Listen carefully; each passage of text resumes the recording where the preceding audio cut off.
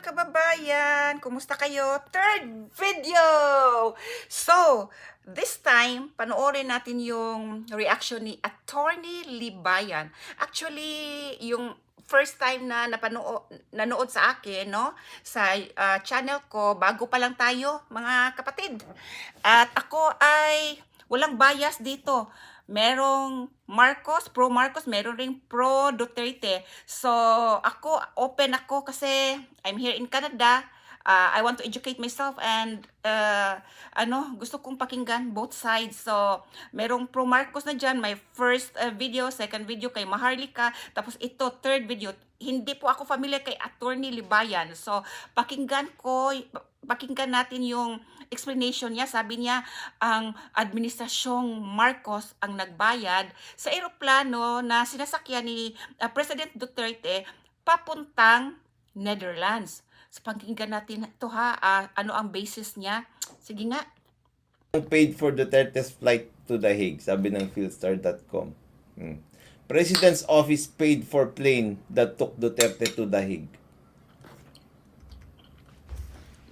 Ito ha, pinagtatawanan na tayo. Teka mga kabayan, I want to ask, proven na po ba yan na ang Philippine government ang nagbayad ng eroplano ni President Duterte to Netherlands? Gusto kong malaman kasi hindi ko pa napanood ang news na yan. So paki-comment naman para mapanood ko ha. No? Ng buong mundo. Kasi wala na nga tayong ipapakain sa mga tao dito sa Pilipinas. Nanlilibre pa tayo ng chartered flight. Di ba? Oh. Ilang milyon ba yan?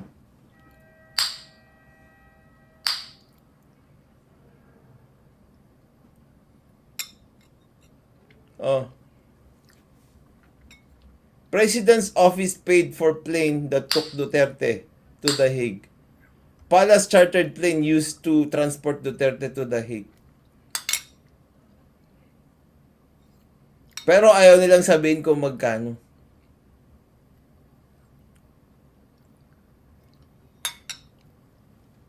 Tapos PhilHealth bankrupt. Tapos tayo kawawa tayo, di ba? Pero sila, para lang mabawian nila yung kanilang political rival, gagamit sila ng public funds para ipahiya ang Pilipinas sa buong mundo.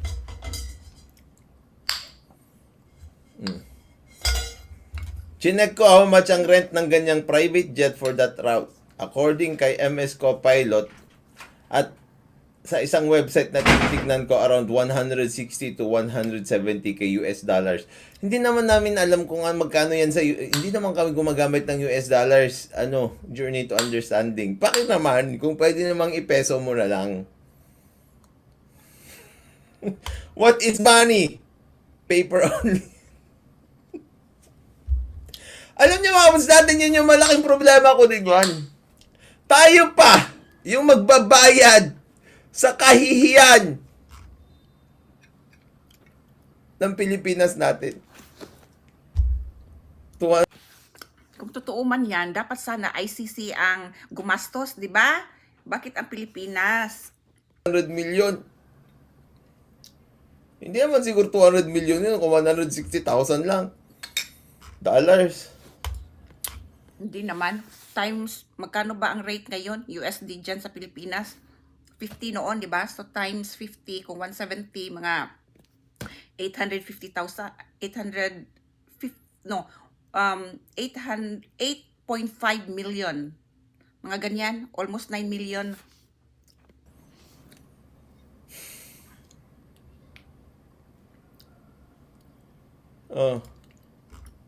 Sabi nga mga foreigner, through Duterte, ICC lost its credibility because it shows that ICC can be used for political persecution. Around 9.8 million?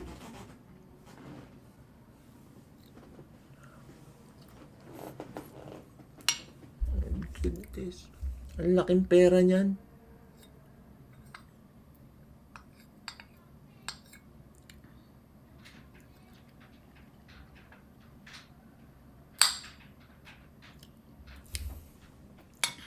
Ayoko na. End live na tayo. Medyo nag-shoot yung heart ko ng konting pain. Nagbayad tayo ng 9.8 million para mapahiya tayo sa buong mundo? Para ipagkalandakan natin sa buong mundo na hindi gumagana yung justice system dito sa Pilipinas? It does not matter kung noon yan o ngayon. Ang punto, we are sending a message to the people and we are paying around 10 million pesos, kung totoo yan, para ipahiya natin yung bansa natin.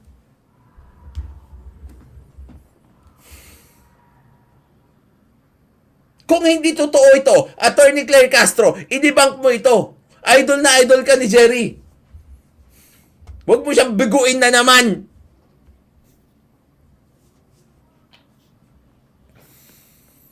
Sino po si Jerry, mga kabayan, at saka si Attorney Castro?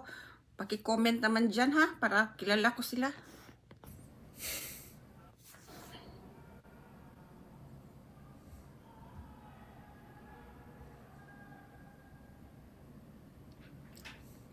Ito si mali 900k. Hindi pwedeng 900k yan kasi 500 Times 50 noon, di ba? Ang rate sa Pinas. Ngayon, magkano na ba? Kung times 50, 9.5. 8, 5 million plus 3.5, 8.5. Mga 8.5 million. So, magkano na ang rate ngayon? So, nasa mga 9 million. 100,000 na ang $10,000. 500,000 plus na yun. 160 yung sinabi niya. Ikaw naman. Attorney Claire! Nag-resign na ako doon. Si Amy din. Gasolina pa lang. High octane yun, di ba? Oh my goodness. Magbabayad tayo para ipahiya natin yung bansa natin. Like I said, it does not matter. Kung ang sinesend nyo na message ay hindi gumagana yung justice system noon o ang hindi gumagana ang justice system ngayon. Pero ang punto ko doon, pinapahiya nyo pa rin tayo.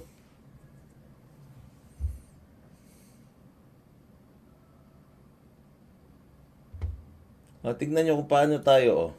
Ito. Paano tayo napapahiya. Sa CNN, nagpa-interview si Heydarian. Anong ginawa niya? Areas of the country is Netanyahu, among other allies, a man of strength and decisiveness in him. As we speak, Ay, itong taong to, ito, na-high blood ako kasi I'm from Cebu, no? Na-high blood ako, yung sub-Saharan na ganyan. Oy, tapos, South Europe sila. Halaka. Duterte supporters are tagging President Donald Trump online to come and save Duterte because last time Alam nyo, nag-uusap naman kami. Issue lang hindi tao, ha? Paring Richard. Alam mo ang dahilan kung bakit medyo gumaganong-ganong ka rin? Kasi dun sa mga statements mo na ganyan. Napahiya na nga tayo! Dahil sa pag-deliver natin at paggastos natin at pag-amin natin sa buong mundo through an overt act na hindi gumagana ang justice system dito sa Pilipinas, tapos ganito pa yung gagawin mo. Kanino ba talaga kayo kampi? Pilipino ba talaga kayo? check, Donald Trump is against the ICC for the warrant of arrest they issued against Netanyahu, among other allies of the U.S. So going back to this, I mean, their base of support, first of all, is in the south of the Philippines, the so-called Solid South, the Mindanao region, where they're... Well, that's still part of the Philippines.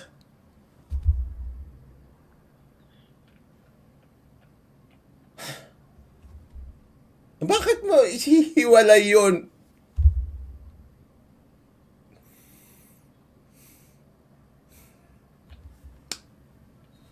This is a wrong move.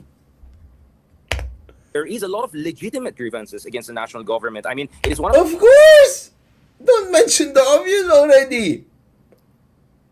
mention the lies. the poorest areas of the country. I come from the north of the country where our human development index is almost Southern Europe. Southern Europe, my goodness. Ano, meron talaga siyang mentality na yung, kung, yung racial, ganyan, kung, sa race, sa kanya, sa atin, anong tawag natin dyan, mga kababayan, yung bang mentality na superior sila dyan sa Luzon, although hindi lahat ha, pero yan ang mentality niya, na mababa talaga yung tingin niya sa Mindanao. Buti na lang hindi sinama ang Cebu, no? Cebu is the richest province in the Philippines. Mapapahiya siya. Sa Mindanao naman, oh my goodness, sila Southern Europe, tapos Mindanao, Sub-Saharan, parang minaliit rin niya yung Africa. Hello! Alam mo, taga Baguio ka. Pareho tayong taga Baguio. Proud tayong taga Baguio. Pero, alam mo rin, na ang ugaling taga Baguio, hindi may habang. Humble yung mga yan. Di ba? Mababait. Saan mo kinuha yung Southern Europe? Almost Southern Europe.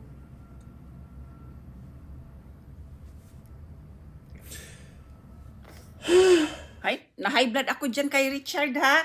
Alam nyo, mga kabayan, wala talaga akong paki sa politics ng Pilipinas. Pero nung pumutok yung Southern Europe niya, Sub-Saharan, na-high blood ako.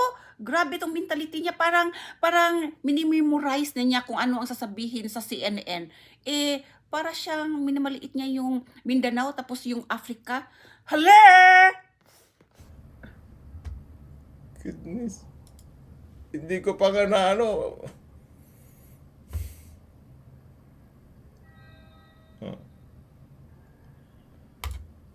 Fuel cost one way pa lang. $11,000. $11,000 na.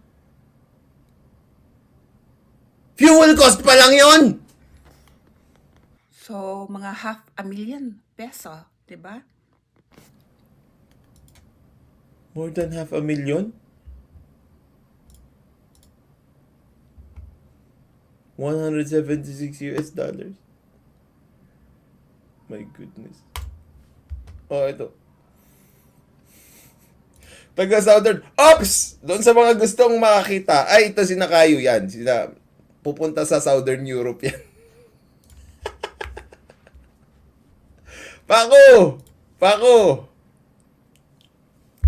Welcome to the Southern Europe, ha? Pupunta kayo sa Southern Europe, di ba?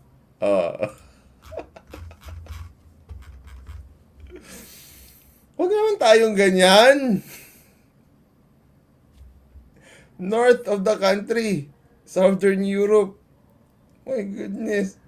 Ready niyo yung passport nyo. O baka parahin kayo sa tuba. Kita-kits tayo sa Southern Europe, ha? Kita-kits tayo sa Southern Europe. Good Governance Alliance, Proclamation Rally, Sabado. Makikita niyo yung mga kabatas doon at saka syempre yung mga vloggers sa community natin. It's South, the Mindanao region, where there is a lot of legitimate grievances against the national government. I mean, it is one of the poorest areas of the country. I come from the north of the country where our human development index is almost Southern Europe. But Human development! Southern Europe, my goodness! if you go to Mindanao, their human development index is sub-Saharan African level. So Sub-Saharan. Minaliit yung mga taga-Africa, Hoy, Richard, minaliit mo yung taga-Africa. Okay na ang Africa ngayon, ha? Grabe, anong sa tingin nyo sa Mindanao, yung galing Mars na bobo? Siniraan mo na ngayon Mindanao. Siniraan mo pa yung Africa. Yeah.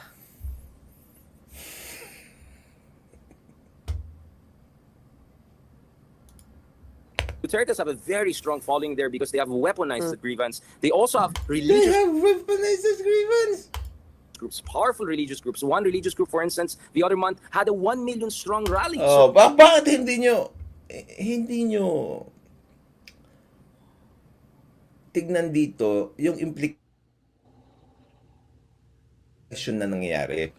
Tapos kayo, gustong-gusto nyong magyabang na pangit yung bansa natin. Hindi ko maintindihan. Katulad nga yung Rafi Tulfo in action, di ba? Sabi ko sa inyo, parang, proud ako, oo, yung bansa namin, may lugar kami doon, ang daming kriminal. Sasabihin ko sa buong mundo yun, tas proud na proud ako. Sub-Saharan, oo, yan. African.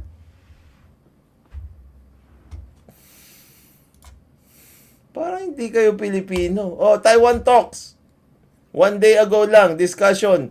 Beijing defends Duterte over ICC arrest. So, mga kababayan, napakinggan na natin na ang side ni Attorney Libayan tungkol sa yung eroplano na sinasakyan ni Presidente Duterte, at may bonus pa dahil dyan kay yung Southern Europe na yan. So, kung meron kayong maisuggest na video dyan, ma-pro Marcos man or ma-pro Duterte, comment nyo dyan ha, para mapanood ko ha. Help me to educate myself what's happening in the Philippines right now.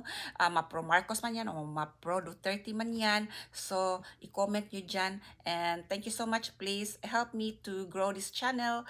Please subscribe, comment, like, and share. Bye! Ingat kayo dyan sa Pilipinas.